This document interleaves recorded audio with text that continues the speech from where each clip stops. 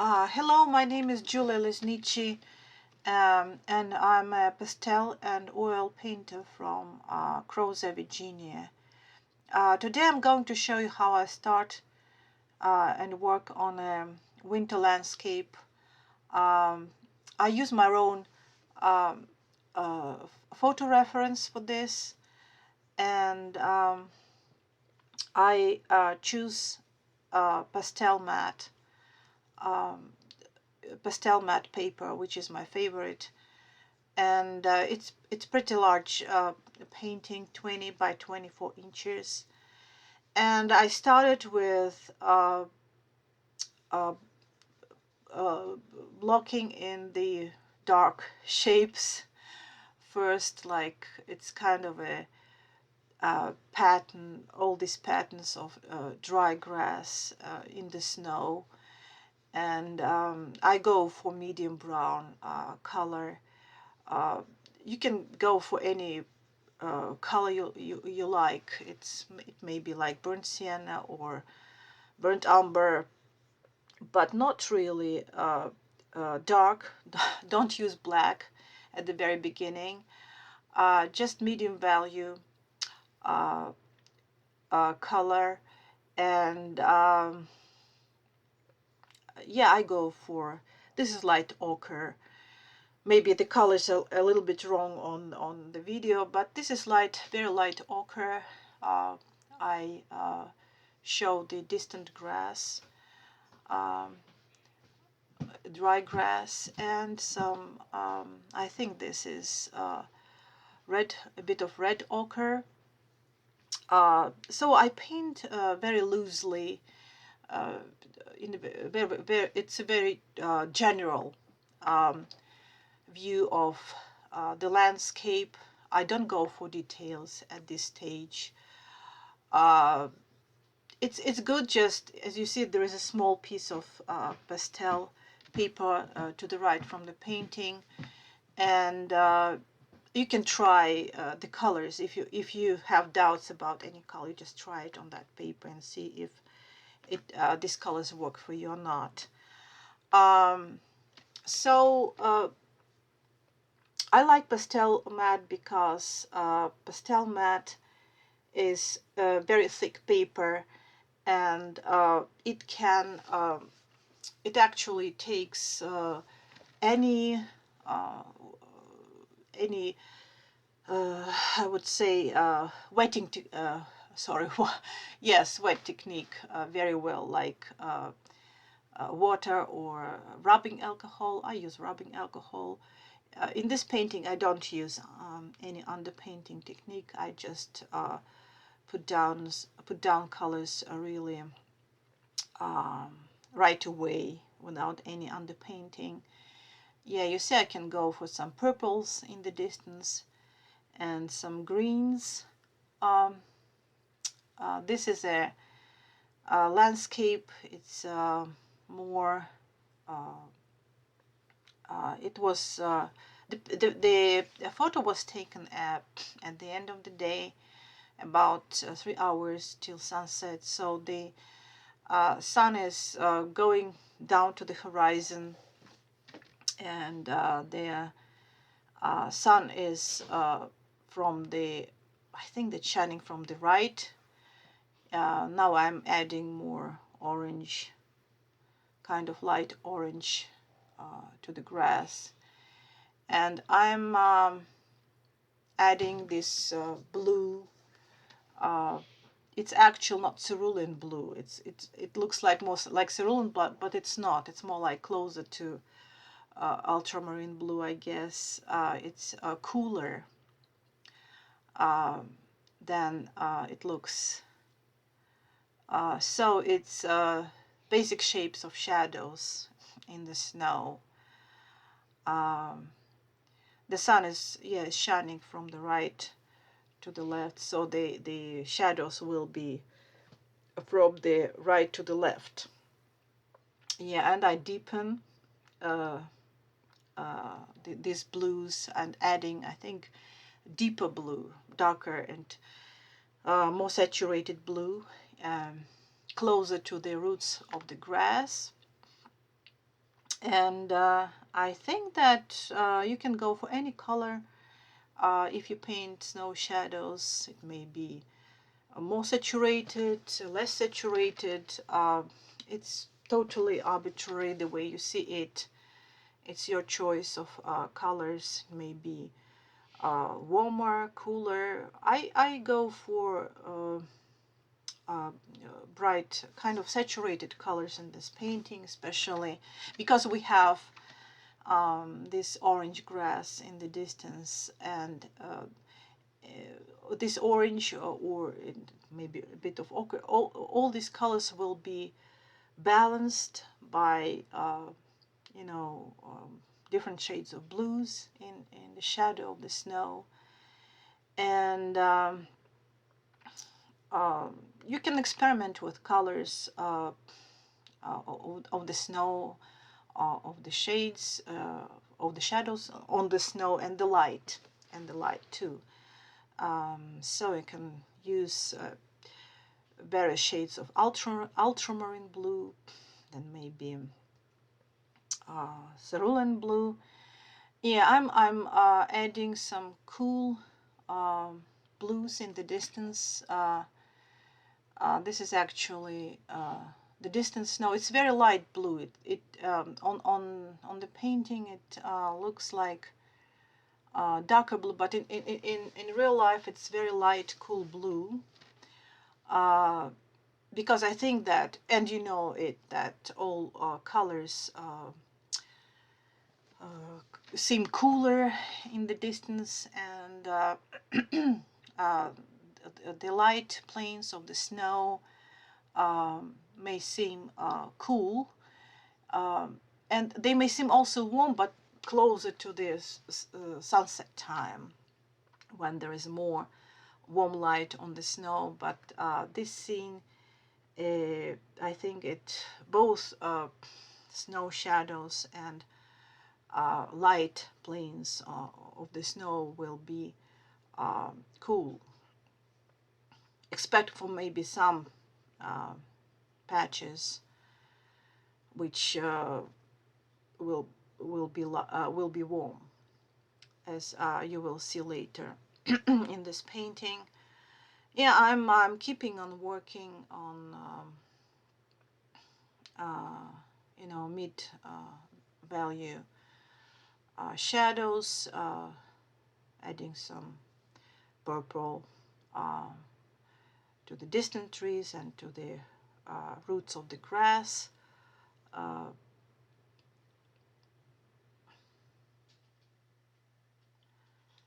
this I think is dark brown. Um,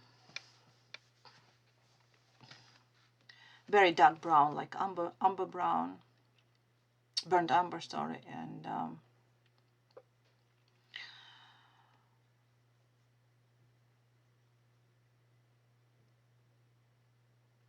yes, and this is already like a more a fuller painting. I mean, yeah, you see, I go for blue violet in the shadows, and the color of the snow is lighter and cooler blue.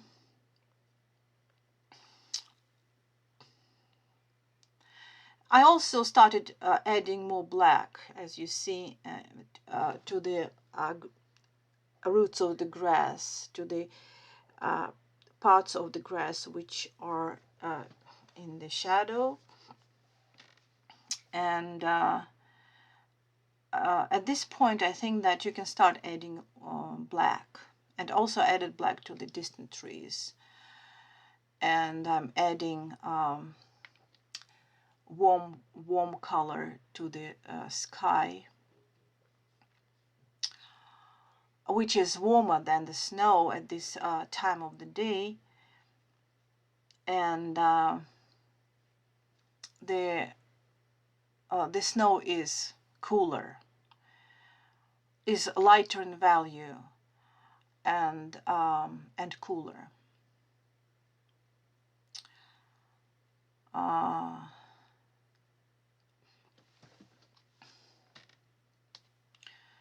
yeah, I'm working on some patterns in the distance, and also I'm working on the distant trees, which are most of them, the distant trees are in the shadow, deep shadow, because only the tops are kind of sunlit, and but don't make the trees too dark, because they are not. This is actually kind of a group of several trees, and there's nothing solid behind those trees, not like the forest or something. So and the trees receive lots of light from the sun, so it's just they're not as dark as they may seem on the photograph. And even before starting a painting, you need to, even if you don't have an opportunity to work from life, I mean to stand there and work outdoors, you need to observe the landscape and see, maybe even take notes about values, what is lighter, what is darker. I think that the roots of the grass is the darkest dark here, and maybe the tree trunks, the trunks of distant trees will be also dark. And so now I'm adding more details to the grass, and I even added some dark kind of red brown, and so you can play with color really when you paint the grass. Don't forget that, and I didn't develop it here, but I will do it later, that even if you have patches of pure color, almost pure color, you need to think about it and maybe add some neutral colors, some other shades, maybe some lighter greenish blades or grayish, just because many saturated colors need to be kind of dissolved with more neutral colors to make the painting more interesting. And if you look at the shadows, deep shadows in the upper right corner closer to the trees, you can see that I added some grays as reflected light in the grass, because whatever you paint, distant trees here or the grass in the shadow, you need to remember that you need to paint the reflected light, and this is very important. If you don't paint the reflected light, then any shadow will just look like a black hole, dark hole. And the reflected light is usually, well, it also depends on your perception of color, but reflected light, it's safer to paint reflected light in more neutral colors, kind of neutral. But some artists, they go really bold, and they may add, like, I don't know, like something violet, purple, whatever. I saw some artists use cerulean blue in some landscapes. But I would go for maybe something gray, green, I don't know, something neutral. And as you see, yes, I'm adding light to the snow in the sunlight. And this light is a very complex thing, because it's actually neither really warm nor really cool.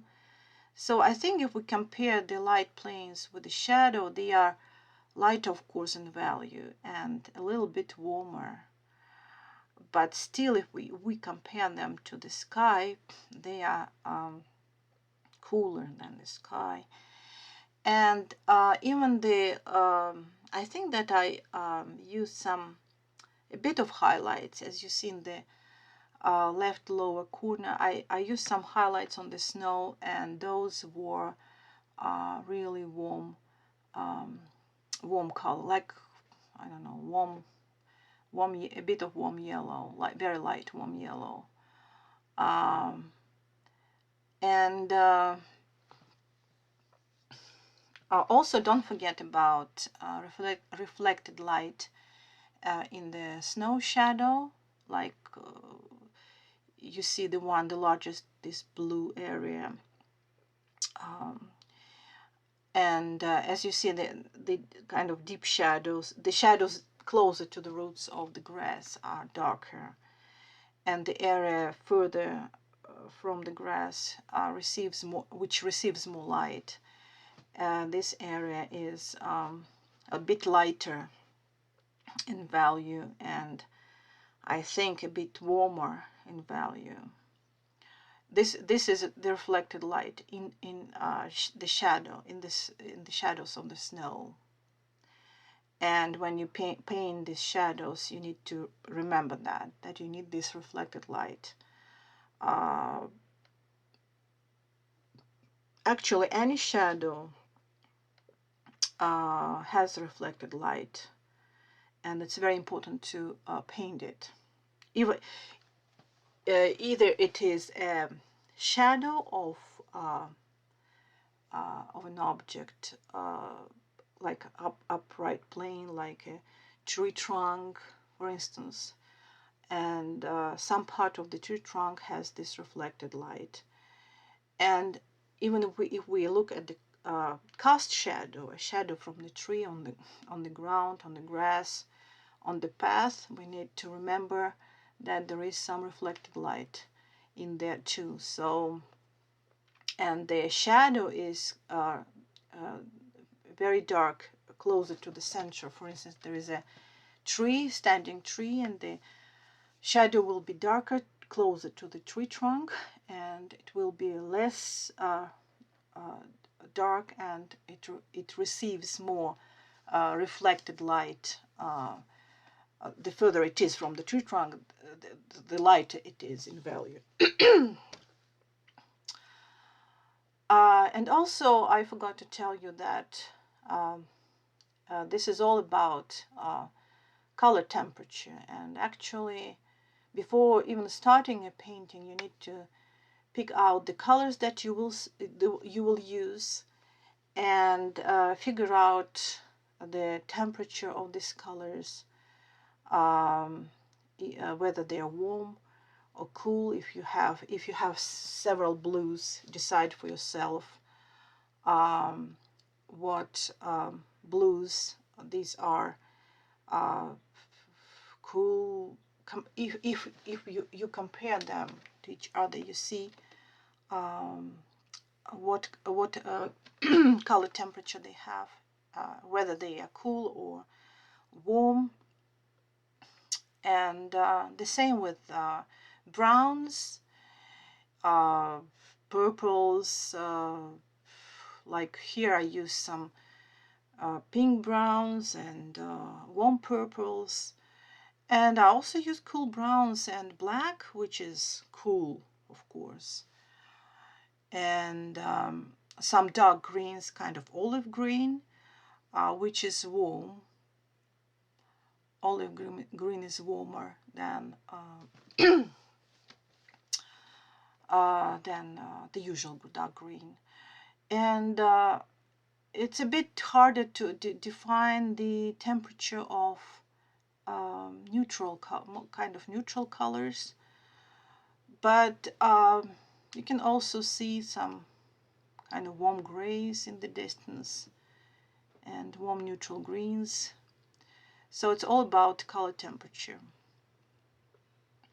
It's all about the color temperature, I think, when you want to paint with color.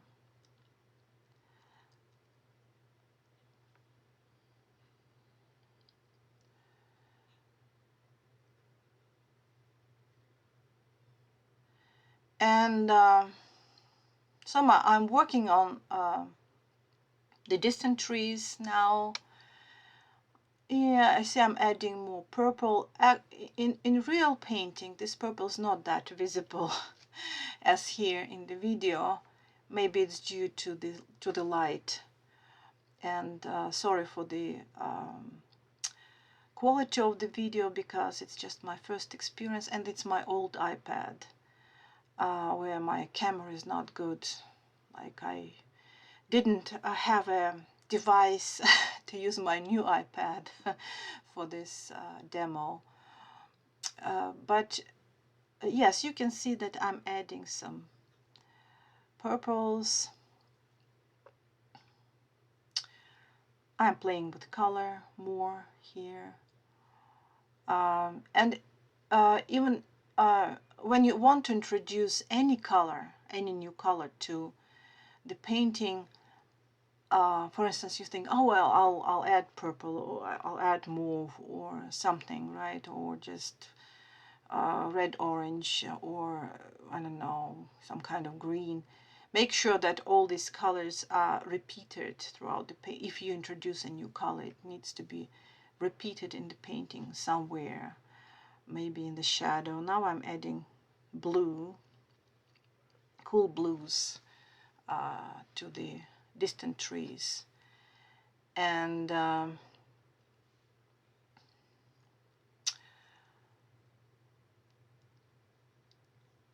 you can use, well, in oil painting I never use black, but in pastels I use black. It helps me to get this contrast that I need. And yeah, you see I'm adding reflected light to the grass, which is some gray, I think, gray-green, very neutral color. And black helps, yes, black helps to achieve this contrast. You can go for maybe very dark gray, like Payne's gray, or blue-black. In oil I use Payne's gray, and I use blue-black, and I mix my own darks actually. For instance, I mix mauve and green and see what I get, instead of using burnt umber, for instance, right away. So but in pastel, sometimes you feel, even if you paint on black paper, like your art black paper or pastel matte anthracite, dark, very dark paper, you see that you need to use black.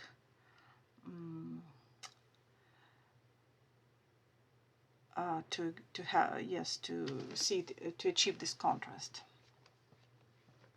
that you need.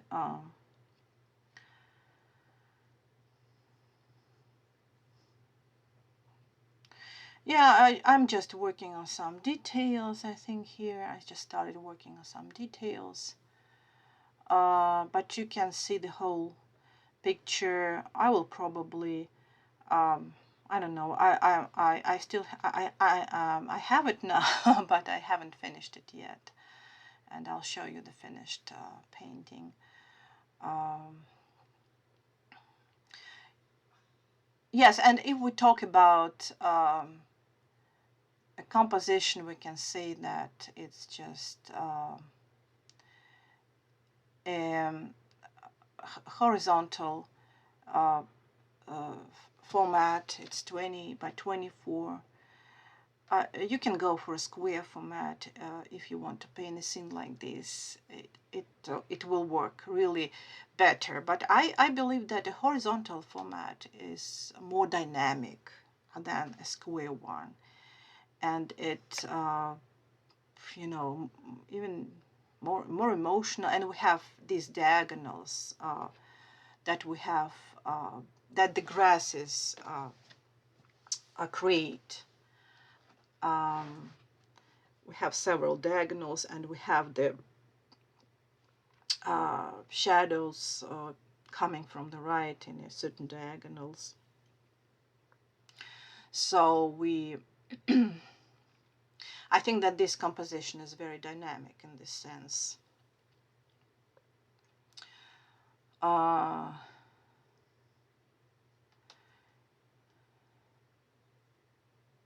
yeah, you see, I'm blending pastels with my fingers, which is safe on pastel mat. This is why I really love it. It holds pastels very well, and it holds the marks very well. So nothing really, it's very hard to really kind of smudge pastels, because pastels can be really smudged on any paper like your art, but on pastel mat, not really. I mean, they are kind of, you know, engraved or embedded, I don't know, in this paper, and it's very cool. And another thing that I never saw pastels coming off pastel mat, like, you know, when you shake it accidentally, or I don't know, drop it, for instance, right? And the pastels are there, all the layers are there. Uh, because if we like I have also Pastel Premier. Sometimes I use Pastel Premier, and sometimes I use UArt 400, and they're not, they're a little bit, I mean, I think that they can, pastels can come off of these surfaces, and you can also use a spray if you want, just to hold some layers, especially if you start a painting. If you want all your colors be there for sure, you can spray after the first or second step. But I think that it's probably necessary for pastel mat, because it's a gorgeous surface, and it will hold many layers of pastels if you want to apply many layers. Um,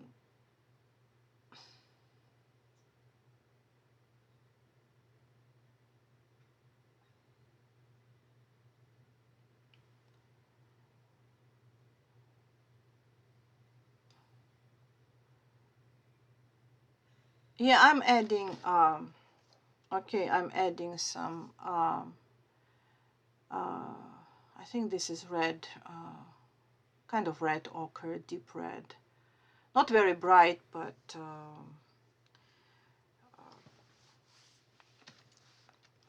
kind of saturated red, more like red ochre, I think, yes. And it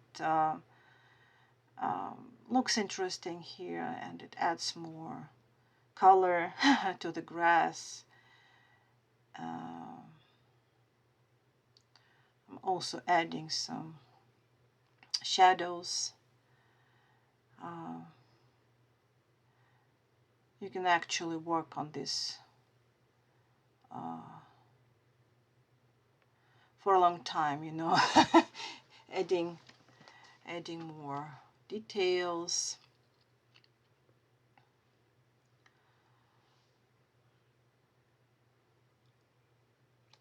To the snow and to the grass. Well, this is not a finished painting, of course, so I may and I will work on it later, and I will show you the final version, of course. Also, you need to keep in mind that when you paint something like that, a landscape with some grass and snow, you need to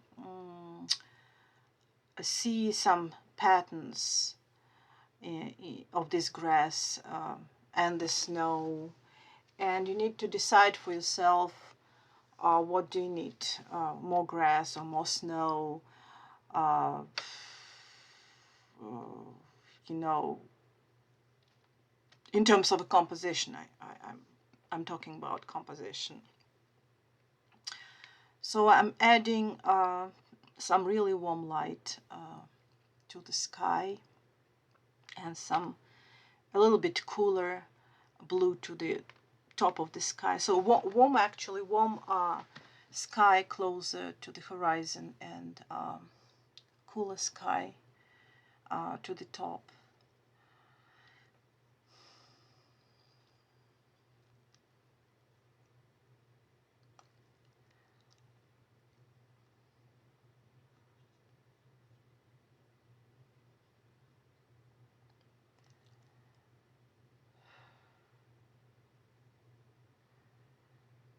And some warm browns to the top of the trees, because I think that they receive more sunlight, and they a little bit warmer and lighter in value, of course.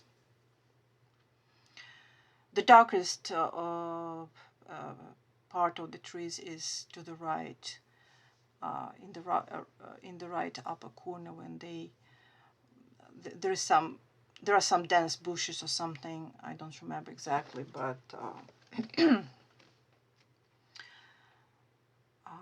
and also around the house,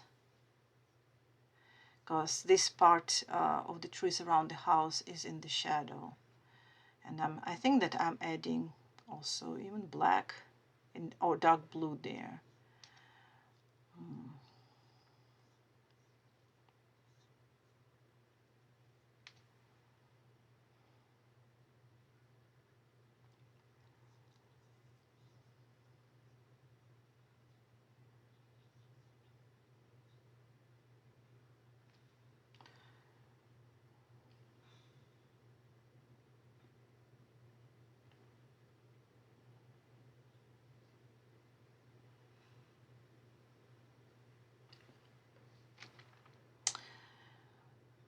At this point, I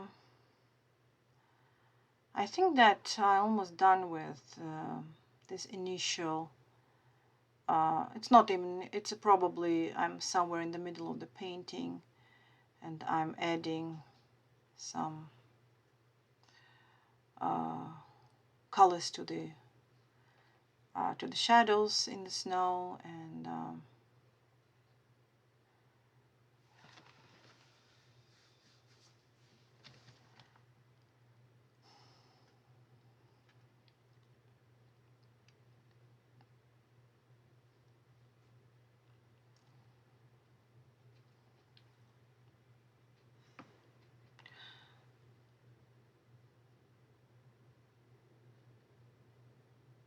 I think that shadows, the shaded part of the snow, takes up maybe like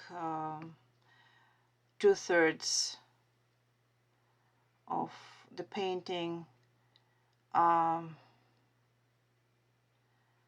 really 2/3, but I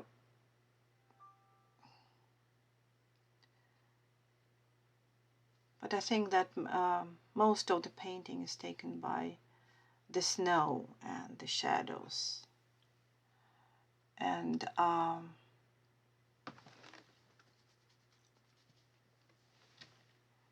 we can see this major diagonal from the upper right corner to the left low corner.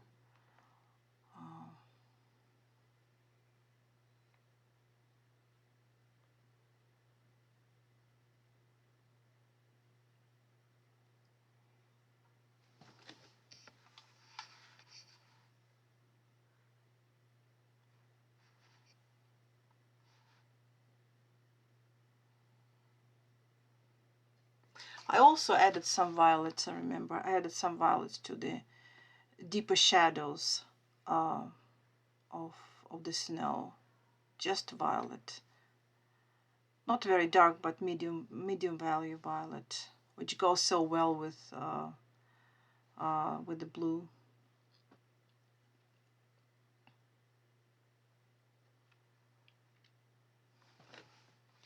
And also about blending, I wanted to tell you that you can use this technique of lost edges, soft edges, and sharp lines. I mean, you see we can use sharp lines right closer to the viewer in the foreground, and soft and blended edges maybe further from the viewer, like some distant grasses and treetops. Um,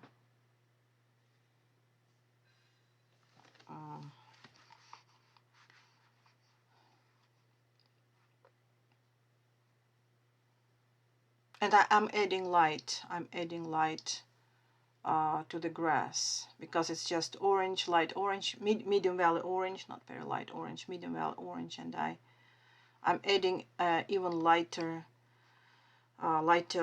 oranges or yellows to the grass to show kind of highlight.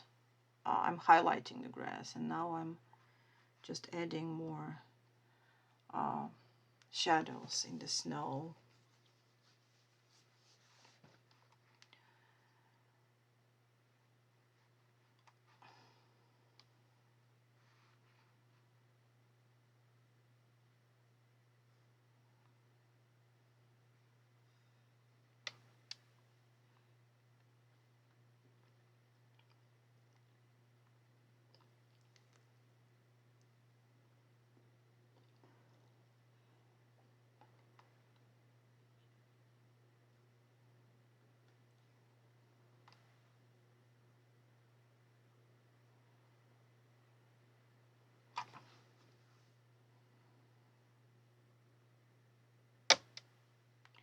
Yeah, some deeper reds. I'm adding some deeper reds to the uh, grass, maybe even red browns to the grass in the foreground.